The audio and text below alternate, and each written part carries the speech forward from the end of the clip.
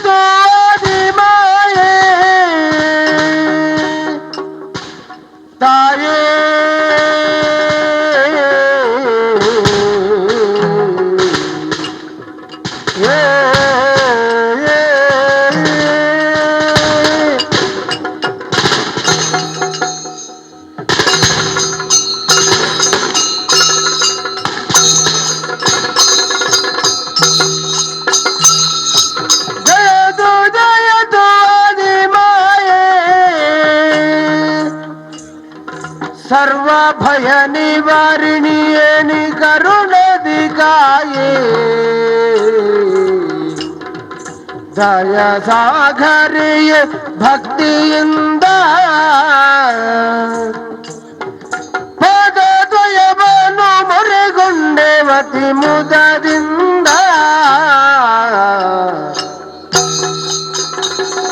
ಜಯದು ಜಯದು ಆದಿಮಾಯೇ सर्व भय निवारिणिये करुणदिकाये ताये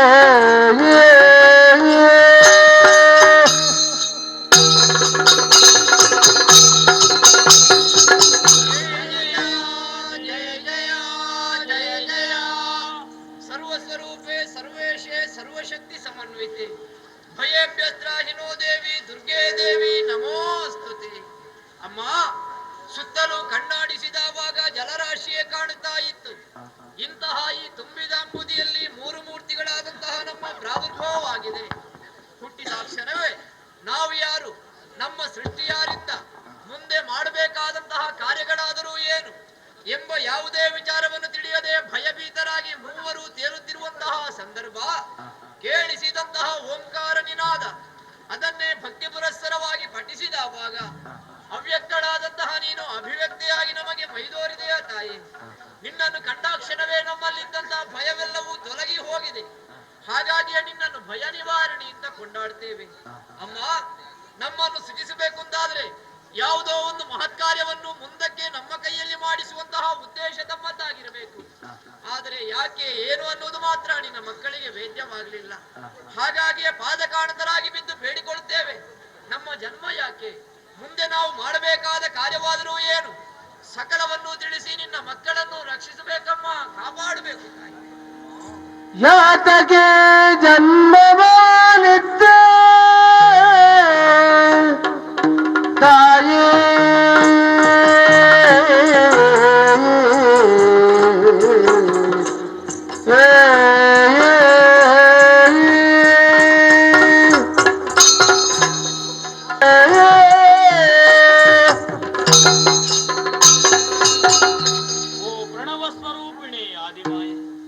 ಮೃಗಾಢವಾದ ತಮಸ್ಸಿನಿಂದ ಕೂಡಿದ್ದು ಅಗಾಧವಾದ ಜಲರಾಶಿಯ ಮಧ್ಯೆ ಮೂರ್ತಿಗಳೋಪಾದಿಯಲ್ಲಿ ನಾವು ಪರಿತಪಿಸುತ್ತಿದ್ದ ಸಂದರ್ಭದಲ್ಲಿ ಕೇಳಿಸಿದಂತಹ ಓಂ ಎನ್ನುವ ನಿನಾದವನ್ನೇ ಪಠಿಸಿದಾಗ ನಮ್ಮ ಓಂಕಾರಕ್ಕೆ ಪ್ರತೀತವಾದ ಆಕಾರದ ಹಾಗೆ ಕಣ್ಣ ಮುಂದೆ ಗೋಚರಿಸಿದವಳು ದಿವ್ಯಮಂಗಳ ಮನೋಹರ ಸ್ವರೂಪಳಾದ ನೀನು.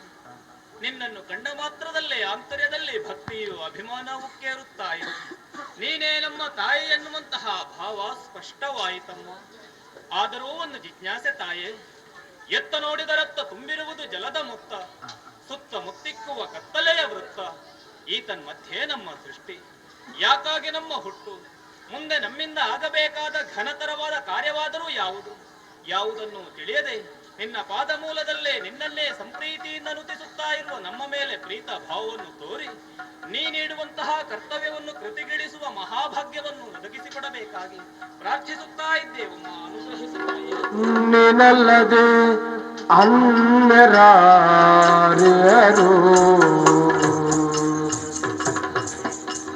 ಜನನಿ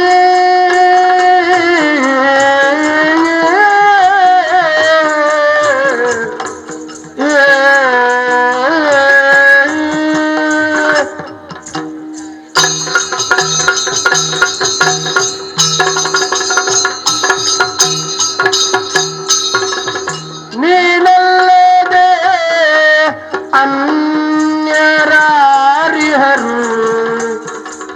ನಮ್ಮ ಸಾನುರಾಗಗಳು ರಕ್ಷಿಸುವವರು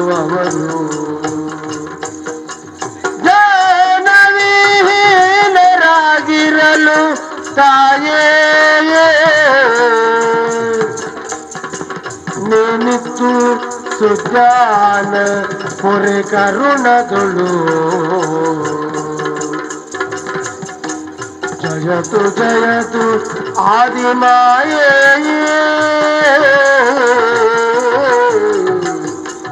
ತಾಯೇ.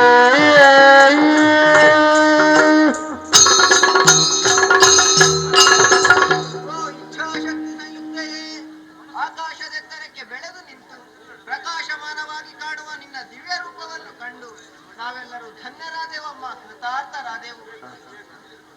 ತುಂಬಿದಂತಹ ಜಲರಾಶಿಯ ಮೇಲೆ ದಿಕ್ಕು ಕಾಣದೆ ನಾವೆಲ್ಲರೂ ಬಳಲುತ್ತಿರುವ ಸಂದರ್ಭದಲ್ಲಿ ಓಂ ಎನ್ನುವಂತಹ ನಿನಾದ ಒಂದು ಕೇಳಿ ಬಂತು.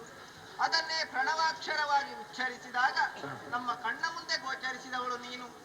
ಅಜ್ಞಾನ ಎನ್ನುವಂತಹ ಅಂಧಕಾರದಲ್ಲಿ ನಾವೆಲ್ಲರೂ ಬಳಲುತ್ತಿದ್ದೇವೆ. ಆದ್ದರಿಂದಲೇ ಸುಜ್ಞಾನವನ್ನು ಕೊಟ್ಟು ಮಕ್ಕಳಾದಂತಹ ನಾವು ಮಾಡಬೇಕಾದ ಕಾರ್ಯವಾದ್ರೂ ಏನು ಎಲ್ಲವನ್ನು ತಿಳಿಸಿ ನಮ್ಮನ್ನು ಉದ್ಧರಿಸಬೇಕಮ್ಮ, ಉದ್ಧರಿಸಿ. ಹರಿಹರ ಬ್ರಹ್ಮರಂದರೆ ಸಿಂಹನ ಮಾವ ಹರುಷದಿ ಮೂವರಿಗೆ ಇರುವುದು ನಿಮ್ಮಿಂದ ಘನ ಕಾರ್ಯ ಮುಂದಾಗೆ ಒರೆದ ಬೇನದ ನಿಮಗೆ ತುಂಬಿದ ಅಂಬುದಿಯ ಮೇಲೆ ದಿಕ್ಕು ಕಾಣದೆ ಬಳಲುತ್ತಿರುವಂತಹ ನನ್ನ ಮುದ್ದು ಮಕ್ಕಳೇ, ಏಳಿರಿ, ಎದ್ದೇಳಿರಿ, ಧೈರ್ಯ ತಾಳಿ. ನನ್ನ ಇಚ್ಛಾ ಮಾತ್ರದಿಂದಲೇ ನಿಮ್ಮ ಮೂವರ ಜನನವಾಯ್ತು ಮಕ್ಕಳೇ. ಇನ್ನು ಮುಂದೆ ನಿಮಗೆ ಗುರುತಿಸಿ ಕರೆಯುವುದಕ್ಕೆ ಒಂದೊಂದು ನಾಮಕರಣ ಇರಿಸ್ತಾ ಇದ್ದೀನಿ. ರಕ್ತ ಛಾಯಿಂದ ಉಪ್ಪುವಂತಹ ನೀನೇ ಬ್ರಹ್ಮ, ಧನ್ಯನಾದನಮ್ಮ. ನೀಲವರ್ಣದಿಂದ ಶೋಭಿಸ್ತಾ ಇದ್ಯಾ ನೀನೇ ನಾರಾಯಣ, ಪಂಚ ಶಿರಗಳಿಂದ ಕಂಗೊಳಿಸುವನು ನೀನೇ ಮಹೇಶ್ವರ. ಮಕ್ಕಳೇ, ಇನ್ನು ಮುಂದೆ ನಿಮ್ಮಿಂದ ಮಹತ್ವದಂತಹ ಕಾರ್ಯಗಳಾಗುವುದಕ್ಕಿದೆ. ಯಾವುದಮ್ಮ? ಹೋದ ಕಲ್ಪದಿ ಲಯವಾದ ಪ್ರಪಂಚವ ಮೋದದಿ ಸೃಜಿಸುವರೆಯೇ ಕಾಯ್ದು ಮೇಣದ ಲಯಗೊಳಿಸುವುದನಗೆ ಆದಿರಿ ದೇವದರೆ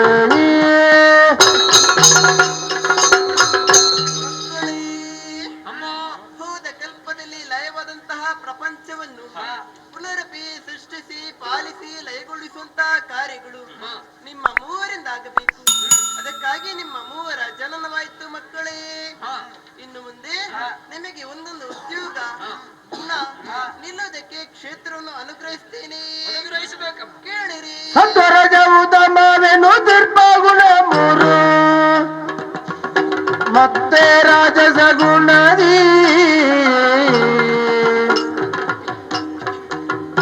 ನಿತ್ಯ ಸೃಜಿಸಲಿ ವಿಧಾತನು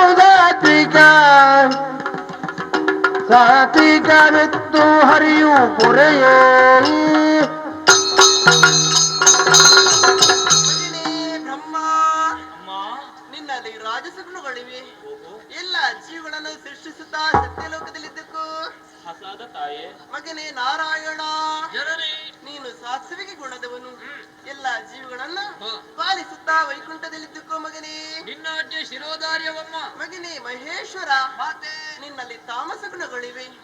ಎಲ್ಲ ಜೀವಿಗಳನ್ನ ಕಾಲಕ್ಕೆ ಅನುಸಾರವಾಗಿ ಲಯಗೊಳಿಸುತ್ತಾ ಕೈಲಾಸದಲ್ಲಿದ್ದಕ್ಕೋ ಮಗನೇ.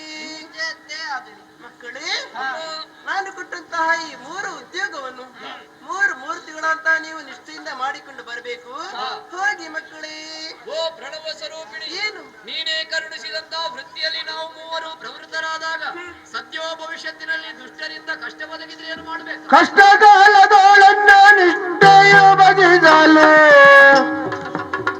ಕೊಟ್ಟು ಸಂದರ್ಶನವ ಇಷ್ಟಾದಿ ಭರವೇನೆಂದ ಭಯವಾಯಿತು ತಟ್ಟನ ದರ್ಧನವಾವ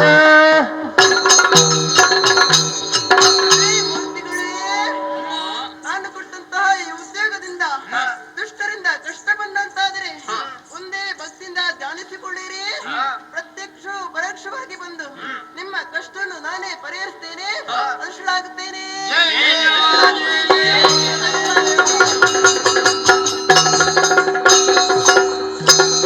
ಹೊಡವಿ ಬಾವೈ ಜೋರಾಲಿ ಬುದು ರಾಜಸಗುಣ ಅಣಸಿದ ರವಿದಾಸನು ಕಡುಬದ ಹೊನೆದಾಳಿ ಅಧಿಕಾದಾನನು ತಲೆ ನುಡಿದ ನಿಂದು ಬಯರುಳು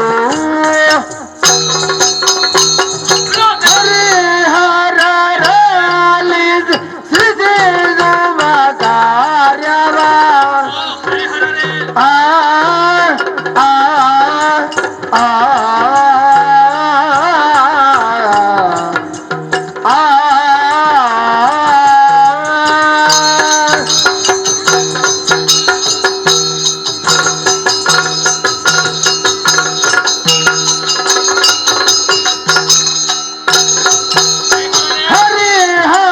ಹರಿಹರರಾಲಿದ್ ಸೃಜಿಸುವ ಕಾರ್ಯವ ಸೃಜಿಸುವ ಕಾರ್ಯವ ಕರುಣಿಸಿರಲು ಮಾತೆಯೋ ಅರಿತರೆ ನಮ್ಮಲ್ಲಿ ಹಿರಿಯವ ನೈಜನ ಅರಿತರೆ ನಮ್ಮಲ್ಲಿ ಹಿರಿಯವ ನೈಜನ ಮರೆಯಲ್ಲವಿದು ಹರಿಯೋ ಹರಿಹರರೇ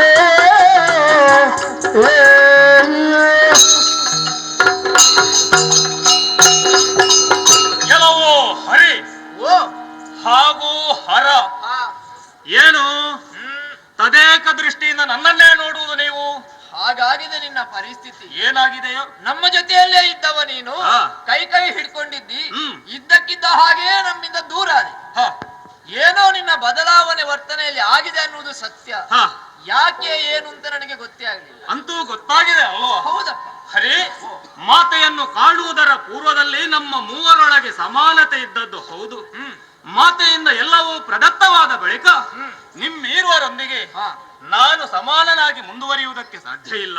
ಹಾ. ಅದು ಸರಿಯೋ ಅಲ್ಲ ಹಾ. ಎನ್ನುವ ಹಾಗೆ ತೀರ್ಮಾನಕ್ಕೆ ಬಂದಿದ್ದೇನೆ. ಏನೂ ಇಲ್ಲದಾಗ ಸಮಾನತೆ ಇತ್ತು ನಿಮಗೆ. ಈಗ ಎಲ್ಲ ಸಿಕ್ಕಿದ ಮೇಲೆ ಬೇರಾಗುವುದಲ್ವ? ಹೌದು, ಅದು ಹಾಗೆ. ಸಿಕ್ಕಿದ ಮೇಲೆ ಇಂಥದ್ದೆಲ್ಲ ಎಂತದಾಗ ಕಾರಣ ಉಂಟು.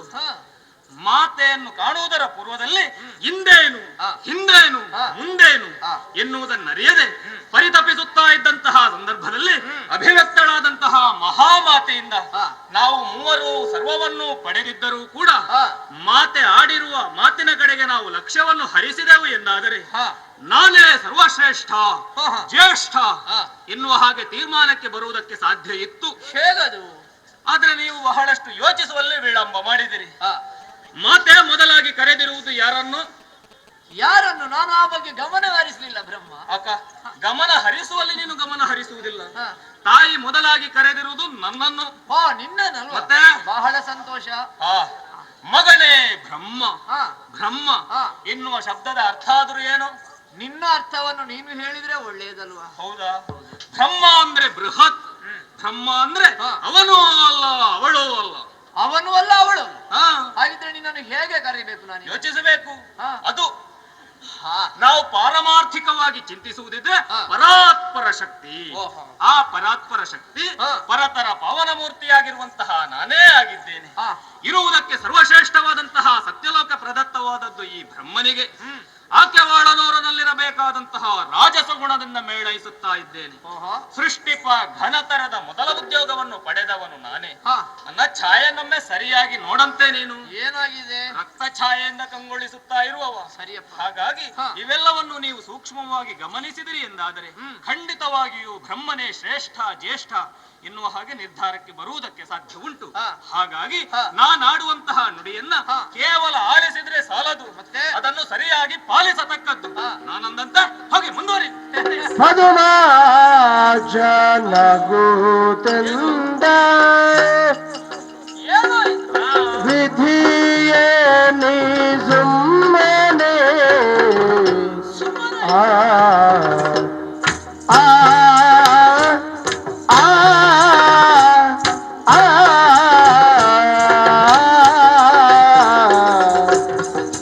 ಆ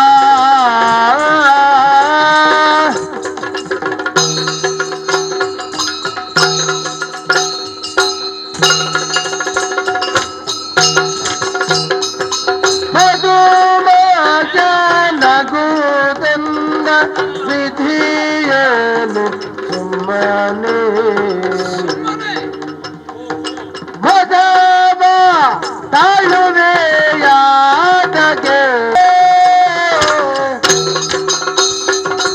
ಅಧಿಕದನು ಆದಿ ಮಾಯೆಯಲಿವ ಅದ ನಡೆಸುವ ಕಾರ್ಯಕ್ಕೆ ಅದು ಬಂತಲ್ಲ ನಿನಗೆ. ಹೌದು. ಅದು ನಿನ್ನ ತಪ್ಪಲ್ಲ ಹರಿ. ಹಾ.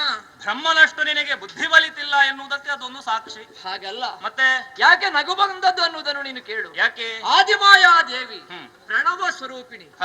ಜ್ಞಾನ ಸ್ವರೂಪಿಣಿ. ಹೌದು. ಅಂತಹ ಆದಿಮಾಯೆಯ ಜ್ಞಾನಾಮೃತವನ್ನು ಪ್ರೇಮಾಮೃತವನ್ನು ಸವಿದಂತಹ ನೀನು ಹ್ಮ್. ಒಬ್ಬ ಬ್ರಹ್ಮ ಹ್ಮ್. ಪ್ರಾಜ್ಞರ ಹಾಗೆ ಪ್ರಬುದ್ಧರ ಹಾಗೆ ಪ್ರಗಲ್ಭ ಏನೋ ತಿಳಿಯದಂತಹ ಒಬ್ಬ ಮುಗ್ಧ ಬಾಲಿಶವಾಗಿ ಮಾತಾಡ್ತಾನಲ್ಲ. ಹ್ಮ್. ಅಂತಹ ಬಾಲಿಶವಾದಂತಹ ಮಾತುಗಳು ಹ್ಮ್. ಬ್ರಹ್ಮನಾದ ನಿನ್ನ ನಾಲಿಗೆಯಲ್ಲಿ ಬಂದಾಗ ಯಾರಿಗಾದ್ರೂ ಮುಗುಡನಿಗೆ ಬರಲೇಬೇಕಲ್ಲ ಹೇಳು. ಬ್ರಹ್ಮನ ಬಾಯಿಂದ ಹೊರಟಿರುವುದು ಅಮೃತ ವಚನಗಳು. ಅದು ಕೇಳುವ ಕಿವಿ ಮಾತ್ರ ಸರಿ ಇರಬೇಕು. ಅಮೃತ ವಚನ ಆಗುತ್ತಿದ್ರೆ ಬಹಳ ಸಂತೋಷ ಆಗುತ್ತಿತ್ತು. ಆದ್ರೆ ಇದು ಅಮೃತ ವಚನ ಅಲ್ಲ, ಮತ್ತೆ? ಇದು ಅನೃತ ವಚನ.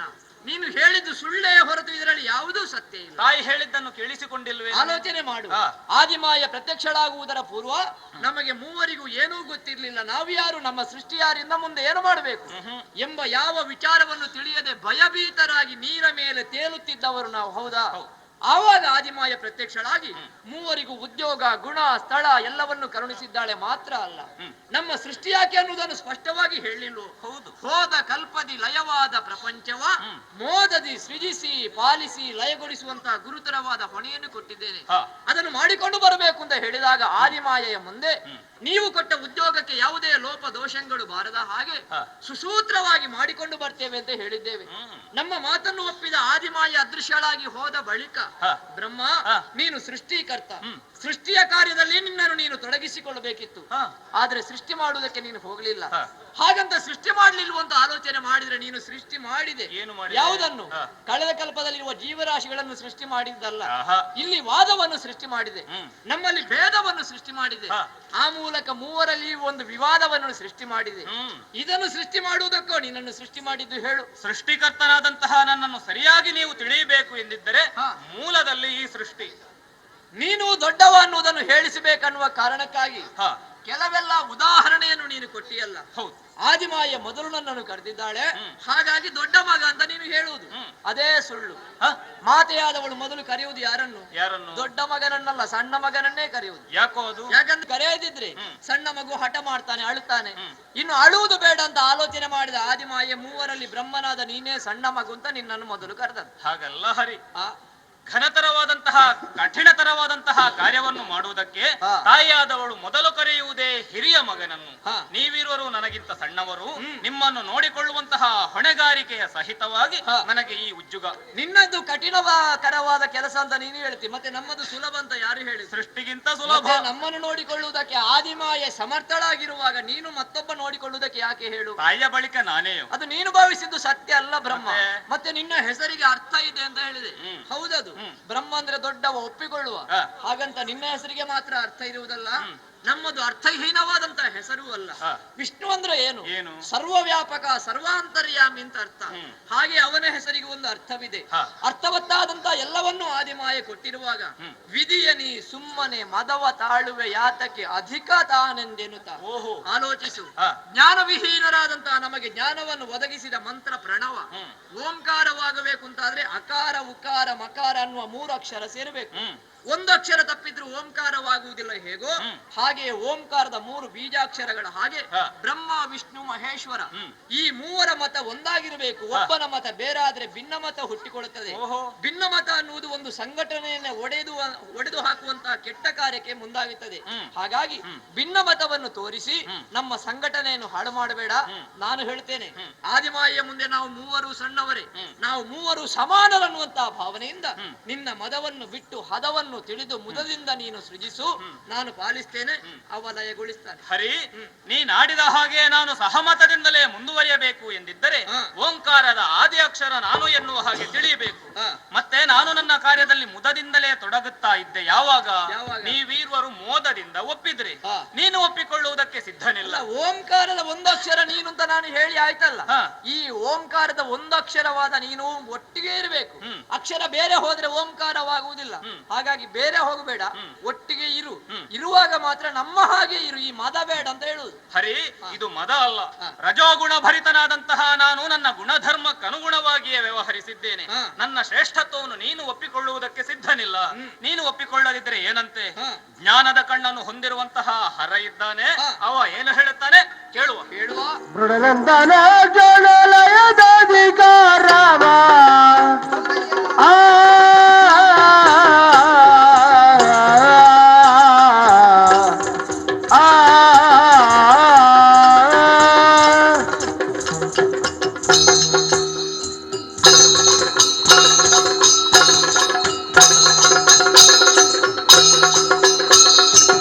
ಮೃಡನಂದನ ಜನಲಯದಾಧಿಕಾರವ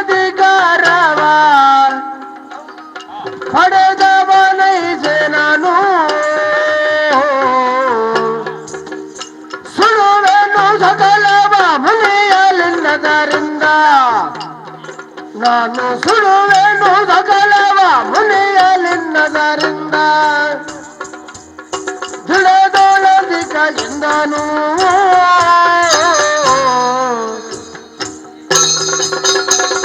ಮೃಗನೆಂದನ ಜನಲಯದಧಿಕಾರವ ಪಡೆದವನೈಸೆ ನಾನು.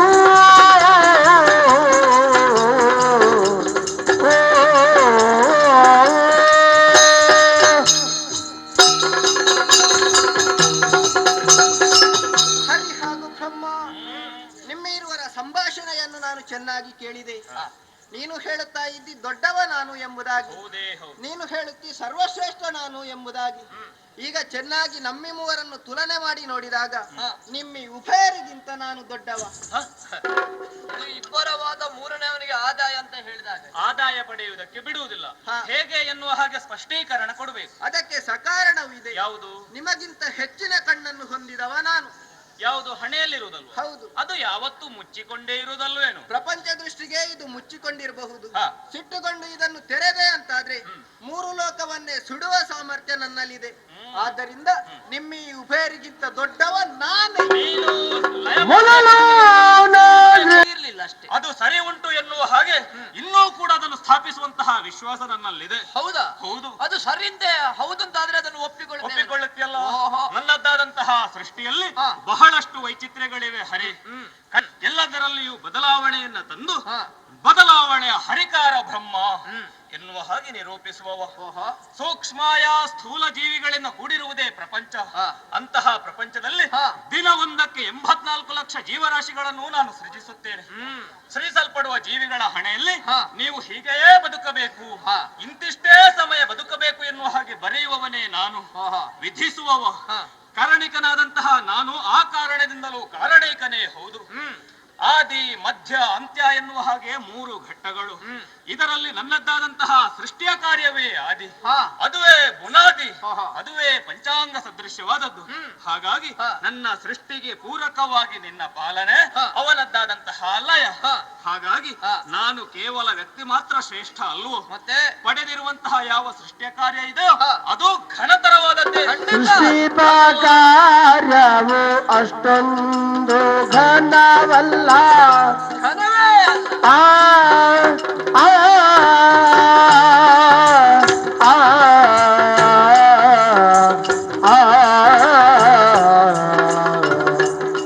ಆ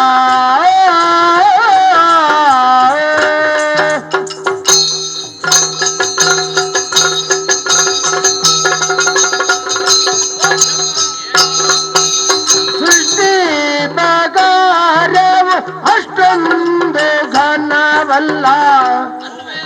ಕೆಟ್ಟು ಹೋಗದ ದರದಿ ಸೃಷ್ಟಿ ಕಾರ್ಯವು ಅಷ್ಟೊಂದು ಘನವಲ್ಲ. ಕೆಟ್ಟು ಹೋಗದ ದರದಿಯೇ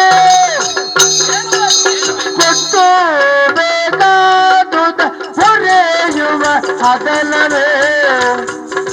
ಕೊಟ್ಟು ಬೇಕಾದುದ ಪುರೆಯುವ ಹಗಲವೇ. ಶ್ರೇಷ್ಠವೆಂದರೇನ ಹರಿ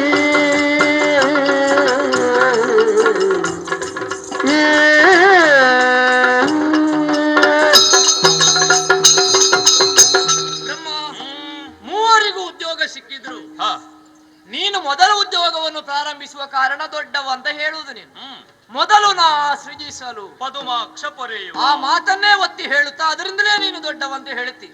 ಅಯ್ಯ, ಸೃಷ್ಟಿಯ ಕಾರ್ಯ ಘನವಾದ ಕಾರ್ಯ ಅಲ್ಲ ಎಂಬ ಹಾಗೆ ನಾನು ಹೇಳುವುದಿಲ್ಲ. ಮತ್ತೆ ಘನವಾದ ಕಾರ್ಯವೇ, ಆದ್ರೆ ಅಷ್ಟೊಂದು ಘನವಲ್ಲ. ಎಷ್ಟೊಂದು ನೀನು ಹೇಳುವಷ್ಟು ಘನವಾದ ಕಾರ್ಯ ಸೃಷ್ಟಿ ಅಲ್ವೇ ಅಲ್ಲ. ಯಾಕಲ್ಲ? ಮಾತ್ರ ಅಲ್ಲ, ನಿನ್ನ ಸೃಷ್ಟಿಯೇ ಮೊದಲು ಅಂತ ನೀನು ಹೇಳಿದ್ರೆ ಅದನ್ನು ಒಪ್ಪಿಕೊಳ್ಳುವುದಕ್ಕಾಗುವುದಿಲ್ಲ.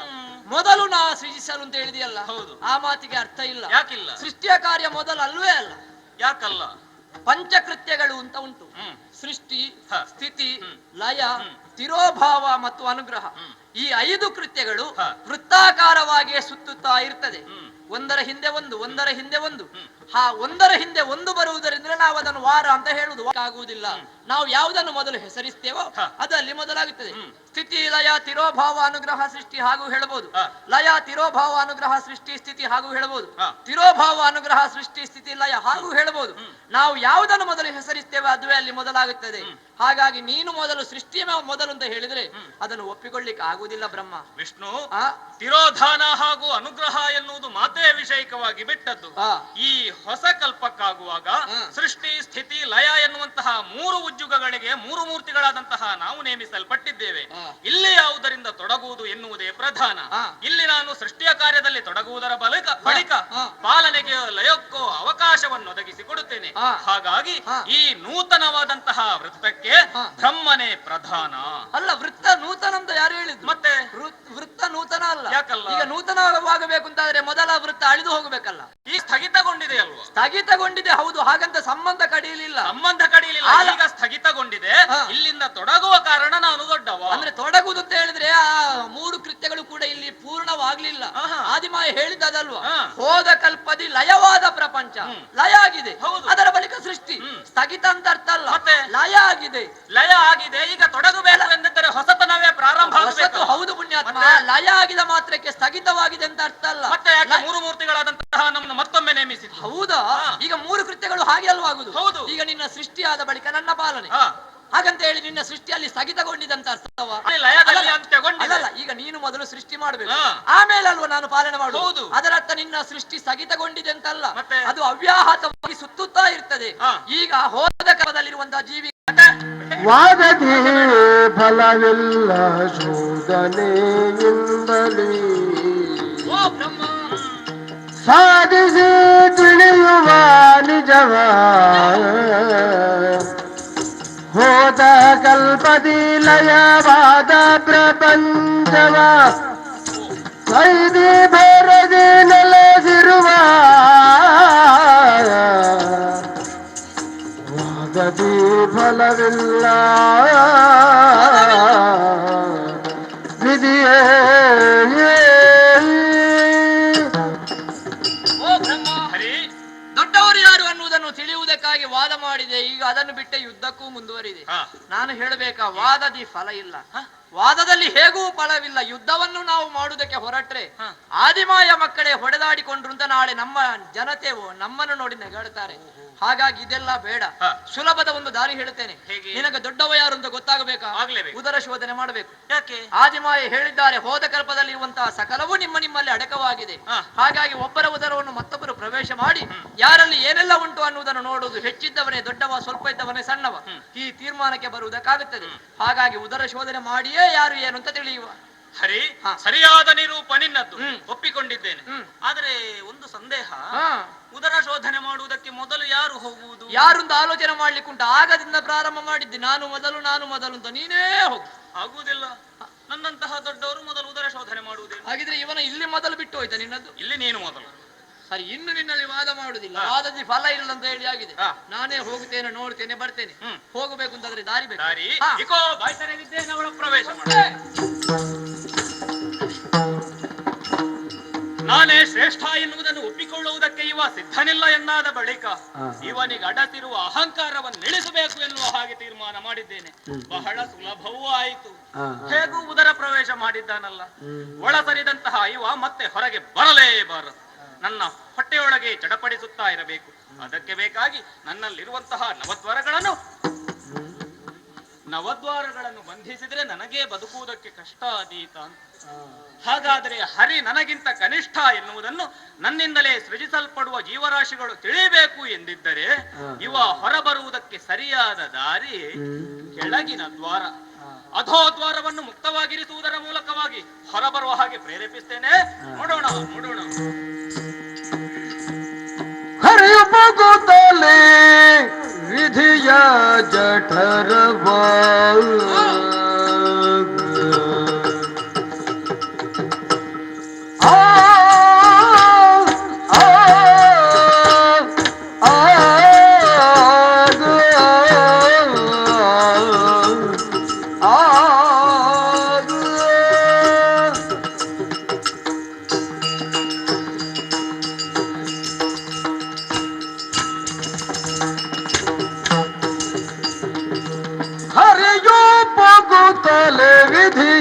ಜಠರವ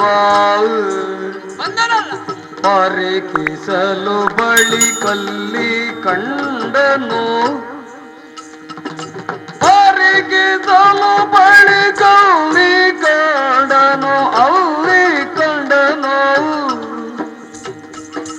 ಸರಿದ ಕಲ್ಪದಿ ಪ್ರಳಯ ಗೋಡಿಗ ಧರಿಯ ಎಲ್ಲ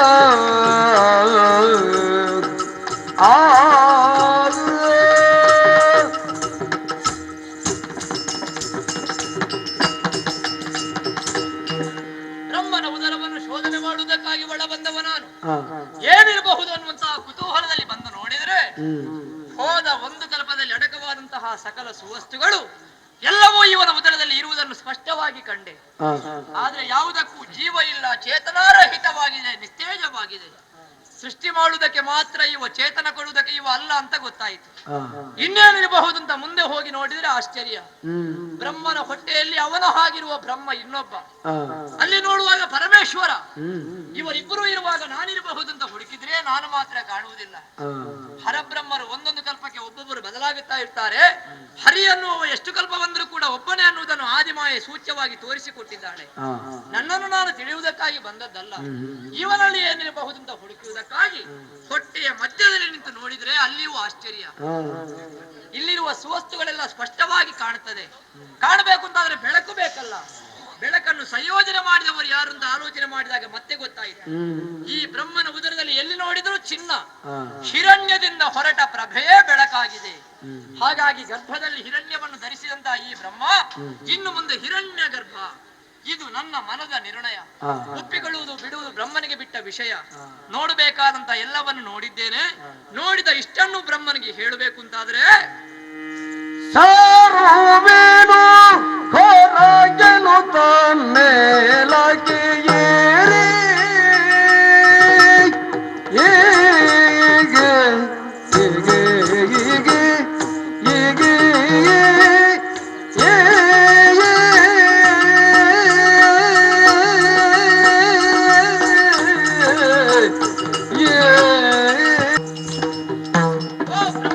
ಶೋಧಿಸಿದೆನು ನಿನ್ನುದರವ ಒಳಗೈದಿನ ಕಂಡೇನು ಭರದಲ್ಲಿ ಮೆರೆವ ಹೋದ ಕಲ್ಪದಿ ಲಯವಾದ ಹೋದ ಕಲ್ಪದಿ ಲಯವಾದ ಸರ್ವ ಮೇಧಿನಿಗಳು ಅಲ್ಲಿ ಮೆರೆವ ವಿನೋದ ಶೋಧಿಸಿದೆನು ನಿನ್ನುದರವ ಒಳಗೈದಿನ ಕಣ್ಣೀನು ಭರದಲ್ಲಿ ಮೆರೆವ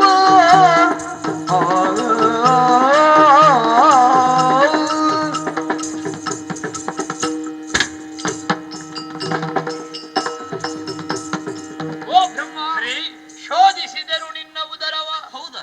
ಒಳಗೈದಿನ ಕಂಡೆನು ಭರದಲ್ಲಿ ಮೆರೆವ. ಹಾಗಾದ್ರೆ ವಿಶೇಷತೆ ಉಂಟೆ ಉಂಟು. ಹೋದ ಒಂದು ಕಲ್ಪದಲ್ಲಿ ಅಡಕವಾದಂತಹ ಸಕಲ ಸುವಸ್ತುಗಳು ಎಲ್ಲವೂ ನಿನ್ನ ಉದರದಲ್ಲಿ ಇರುವುದನ್ನು ನಾನು ಸ್ಪಷ್ಟವಾಗಿ ಕಂಡೆ. ಮಾತ್ರ ಅಲ್ಲ, ಆತಳದ ಆಶ್ಚರ್ಯ, ವಿತಳದ ವಿಸ್ಮೃತಿ, ಸುತಳದ ಸುವ್ಯವಹಾರ, ತಲಾಂತರದ ಯೋಗ್ಯತೆ, ಪಾತಾಳದ ಪಾವಿತ್ರ್ಯತೆಯು ನಿನ್ನಲ್ಲಿದೆ.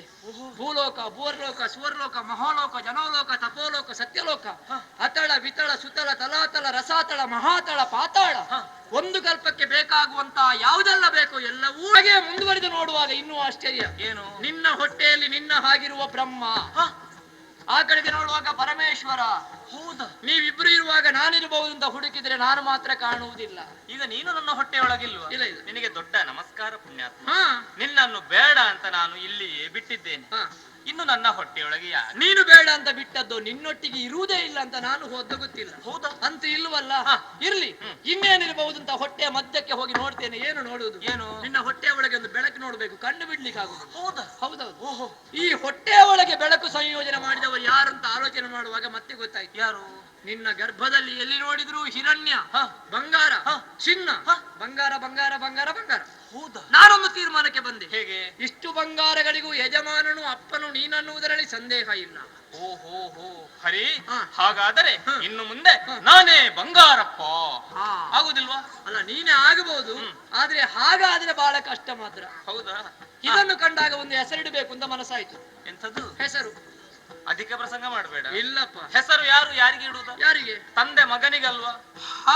ಹೌದಲ್ಲ. ನೀನ್ ನನಗೆ ತಂದೆ? ಇಲ್ಲಪ್ಪ, ನಾನು ತಂದೆ ಅಲ್ಲ, ಹೆಸರೊಂದನ್ನು ತಂದೆ. ನೀನು ಹೆಸರು ತರುವುದು ಬೇಡ, ಇಡುವುದು ಬೇಡ.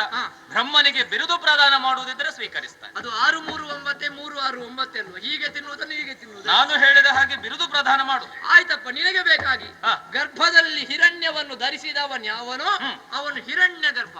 ಬಹಳ ಸಂತೋಷ ಆಯ್ತು. ಆದರೆ ನಿನ್ನಿಂದ ಪಡಕೊಂಡವ ನಾನು ನಿನ್ನ ಹಂಗಿಗೆ ಒಳಗಾಗಿ ಬದುಕುವುದಿಲ್ಲ. ಸ್ವಾಭಿಮಾನಕ್ಕೆ ಮತ್ತೊಂದು ಹೆಸರೇನಿದ್ರೂ ಕೂಡ ಅದು ಈ ಬ್ರಹ್ಮದೇವರು.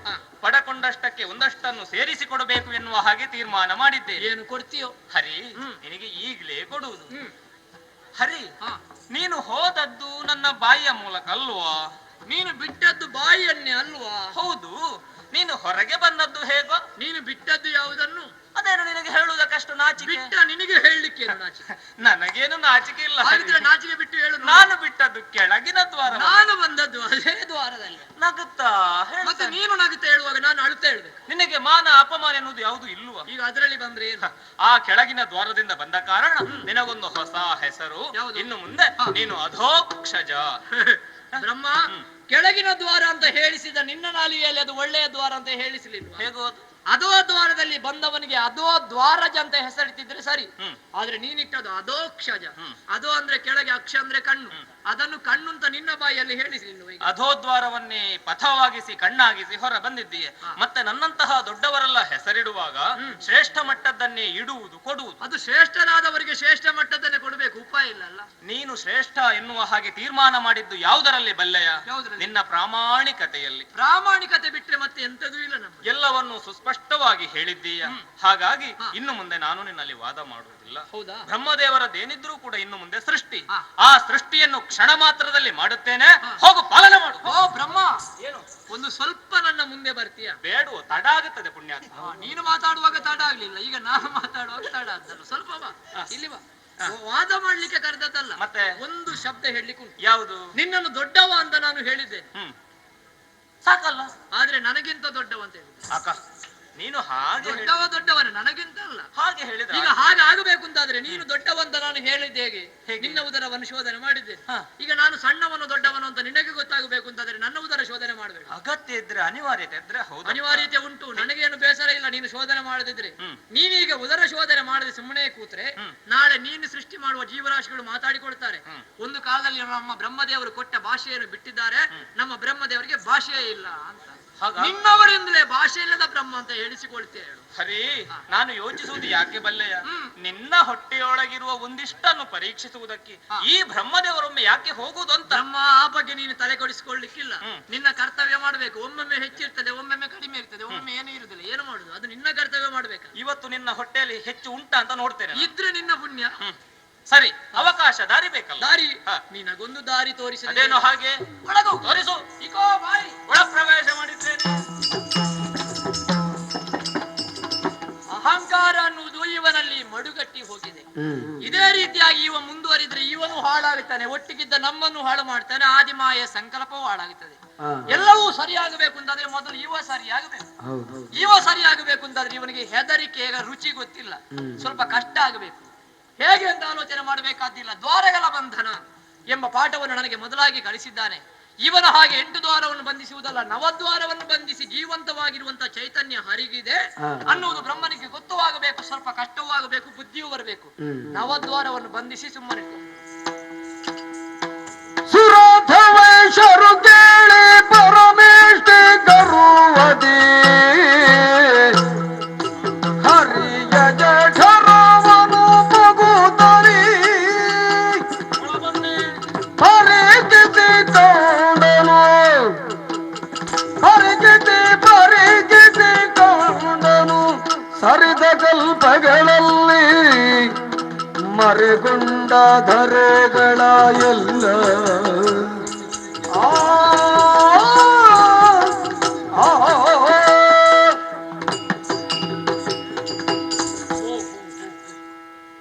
ಏನಿದು ವಿಚಿತ್ರ!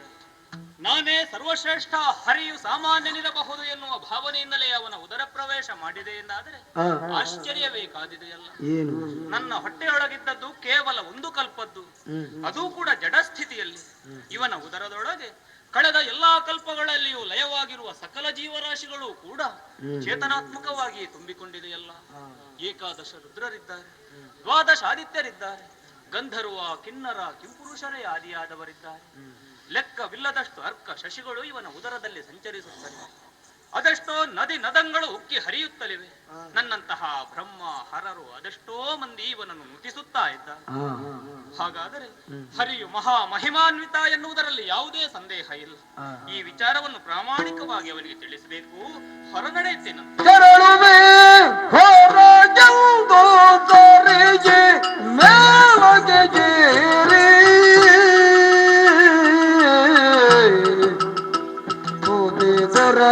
ದೊರಕದಾಗಲು ದಾರಿ ಕಾಣುತ್ತಾ ಇಲ್ವಲ್ಲ? ತುದಿ ದೊರಕದಾಗಲು ಕೆಳಗಿಳಿದು ಅರಸಿ ಪಥವ ಅರಸಿ ಪಥವ ಅರಸಿ ಪಥವ ಕಾಣದೆಯೇ ತರಗಾರಿಸುತ್ತಾಗಿರೆ ಜಗತ್ತ ಕಾಲದಲ್ಲಿ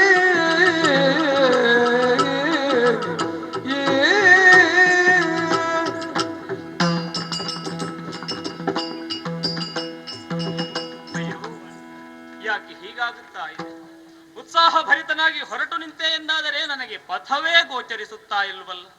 ಅರ್ಥ ಆಯಿತು. ಹರಿಯನ್ನು ಪರೀಕ್ಷಿಸುವಂತಹ ದುರುದ್ದೇಶದಿಂದ ನಾನು ಅಷ್ಟದ್ವಾರಗಳನ್ನು ಬಂಧಿಸಿದೆ. ಆದರೆ ಹರಿ ಹಾಗಲ್ಲ. ನವದ್ವಾರಗಳನ್ನು ಬಂಧಿಸಿ ಬದುಕುವ ಸಾಮರ್ಥ್ಯ ಇರುವ ಯೋಗೇಶ್ವರ ತಾನು ಎನ್ನುವ ಹಾಗೆ ನನಗೆ ತೋರಿಸಿಕೊಟ್ಟಿದ್ದಾನೆ. ಈಗ ಸ್ಪಷ್ಟವಾಗಿ ನನಗೆ ಅರ್ಥವಾಗುತ್ತಾ ಇದೆ. ನನ್ನ ಸೃಷ್ಟಿ ಎನ್ನುವುದು ಸಂಕಲ್ಪಜಾತವಾದ ಶಿಶು, ಹರಿಯ ಪಾಲನೆ ಎನ್ನುವುದೇ ಮಾತ್ರ ಸದೃಶ್ಯವಾದದ್ದು. ವಿನಾ ಕಾರಣ ಅಹಂಕಾರ ಭರಿತನಾಗಿ ನಾನು ವಾದಕ್ಕಿಳಿದ ಕಾರಣ ಇಂತಹ ದುಸ್ಥಿತಿ ನನ್ನ ಪಾಲಿಗೆ ಒದಗಿ ಬಂತಲ್ಲ. ಇವನ ಉದರದಲ್ಲಿ ಚಡಪಡಿಸುವಂತಹ ದುಸ್ಥಿತಿ ಒದಗಿ ಬಂದು 1000 ವರುಷಗಳೇ ಕಳೆದು ಹೋಯಿತು. ಹೀಗೆ ಉಳಿದೆ ಎಂದಾದರೆ ನನ್ನ ಸೃಷ್ಟಿಯ ಕಾರ್ಯಕ್ಕೆ ತೊಡಕಾಗುತ್ತದೆ. ಹಾಗಾಗಬಾರದು ಎಂದಿದ್ದರೆ ಆದಿಮಾಯೆಯನ್ನೇ ಭಕ್ತಿಯಿಂದ ಪ್ರಾರ್ಥಿಸಬೇಕು, ಅವಳನ್ನೇ ನುತಿಸ್ತೇನಂತೆ. ಸ್ಮರಿಸಿ ಭಕ್ತಿಯುಳು ಮಾಯೆಯ ಬೆರಸಿ ವಟಪತ್ರದಲ್ಲಿ ಮಲಗಿರಲು ನಿದ್ರೆಯೊಳಗೆ ಬರುತ್ತಲ ಕಮಲ ಜೋಗು ಸರಸಿಜದ ಮೇಲೆ ತಾಯಿರದೆ ಪದ್ಮಾಸನವ ಭರದಿಂದ ಬಲಿದು ಕುಳ್ಳಿರುತ್ತ ನಾಲ್ತಸಿ ನೋಡಿ ಮೆರೆವ ನಾಲ್ಮುಖದಿಂದ ಇರದೆ ಮೇಲಗೆ ನೋಡಲು ವರ ಪಂಚವದನದಿಯು ಪರಿಶೋಧಿಸುತ್ತಲವ ಹರಿಯ ಪದಯುಗಳವು ಸ್ಮರಿಸುತ್ತ ಭಕ್ತಿಯುಳು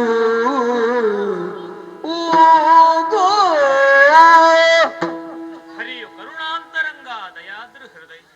ನಾನು ಸಾಕಷ್ಟು ಬಳಲಿದ್ದೇನೆ. ಇನ್ನು ಆಯಾಸಗೊಳ್ಳಬಾರದು ಎನ್ನುವ ಕಾರಣಕ್ಕಾಗಿಯೋ ಏನು ತನ್ನ ನಾಭಿ ಮೂಲದಿಂದ ಹೊರಟಿರುವ ತಾವರೆಯನ್ನೇ ನನಗೆ ಆಸನವನ್ನಾಗಿ ಒದಗಿಸಿದ್ದಾನಲ್ಲ. ಪದ್ಮಾಸನವನ್ನು ಬಲಿದು ಸುಖಾಸೀನನಾದೆ, ಕಮಲಾಸನನಾದೆ, ನಳಿನ ಕುಮಾರನಾದೆ. ಇವನ ಉದರ ಪ್ರವೇಶ ಮಾಡುವ ಸಂದರ್ಭದಲ್ಲಿ ನನಗಿದ್ದದ್ದು ಕೇವಲ ಒಂದು ಮುಖ. ಈಗ ನೋಡಿದರೆ ಮತ್ತೆ 4 ಮುಖಗಳು, ಮೇಲ್ಭಾಗದಲ್ಲಿ ಇನ್ನೊಂದು ಮುಖ. ಪಂಚ ಮುಖಗಳಿಂದ ಪರಿಶೋಭಿಸುತ್ತಲಿದ್ದೇನೆ. ಹರಿಯ ಮಹಿಮೆಯನ್ನು ಪ್ರಪಂಚ ಮುಖಕ್ಕೆ ಸಾರುವುದಕ್ಕೆ ನನ್ನ ಒಂದು ಮುಖ ಸಾಲದು ಎನ್ನುವ ಕಾರಣದಿಂದ ಇಂತಹ ಬದಲಾವಣೆ ಗೋಚರಿಸಿದೆಯೋ ಏನು? ಏನಿದು ವಿಚಿತ್ರ! ಹರಿಯು ವಟಪತ್ರ ಶಾಹಿಯಾಗಿ ತನ್ನ ಕಾಲ ಹೆಬ್ಬೆರಳನ್ನು ಬಯಳಗಿಟ್ಟು ಚೀಪುತ್ತಾ ನಿದ್ರಾಮುದ್ರಾಂಕಿತನಾಗಿದ್ದಾನಲ್ಲ. ಇವನನ್ನು ಎಬ್ಬಿಸುವುದು ಸರಿಯಲ್ಲ. ಭಕ್ತಿಯಿಂದ ಪ್ರಾರ್ಥಿಸ್ತಾ ಇರ್ತೇನೆ. ಜಯ ಜಯ ಜಯ ಜಯ.